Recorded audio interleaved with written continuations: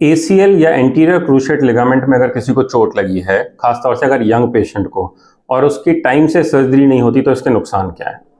इसका बड़ा एक सीधा सा जवाब है कि एसीएल जो है वो हमारे घुटने को स्टेबिलिटी देता है। स्टेबिलिटी मतलब कि जैसे अगर ये दो हड्डियां हैं, एक थाई की है और एक लेग की है, तो इन दोनों का जब मूवमेंट होता है तभी हमारा घुटना काम करता है। तो ये जो मूवमेंट है ये इसीलिए सिंक्रोनाइज रहता है या इसीलिए इंस्टेबिलिटी नहीं रहती, क्योंकि नी के जितने लिगामेंट है सारे ठीक से काम कर रहे होते हैं। लेकिन अगर एसीएल टूट जाता है तो ये जो अलाइनमेंट है घुटने का ये हिल जाता है, तो इंस्टेबिलिटी बन जाती है घुटने में।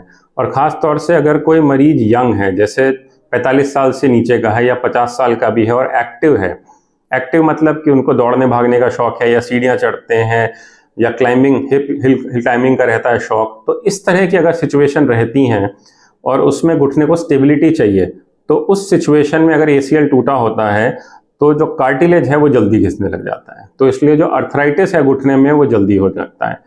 तो नी अर्थराइटिस जल्दी शुरू हो जाता है अगर हमारा एसीएल टूटा हुआ हो तो, या नी का कोई भी लिगामेंट ऐसा हो जो इनकॉम्पिटेंट हो, और उसमें भी सबसे इंपॉर्टेंट या सबसे कॉमन इंजरी होने वाला है एसीएल।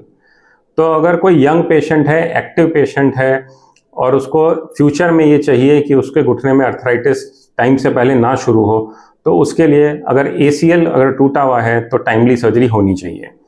अगर एसीएल टूटा हुआ है और टाइमली सर्जरी नहीं होती, बंदा एक्टिव है, तो वो अर्थराइटिस जो 50 या 55 साल की उम्र में शुरू होना था, हो सकता है कि वो जल्दी शुरू हो जाए, जल्दी घुटने में दर्द आना शुरू हो जाए, सीढ़ी चढ़ने में दिक्कत हो, घुटने में सूजन आने लगे। तो इस तरह के जो सिम्टम्स हैं वो हो सकते हैं टाइम से पहले, अगर एसीएल समय पे रिपेयर ना हो तो। Thank you.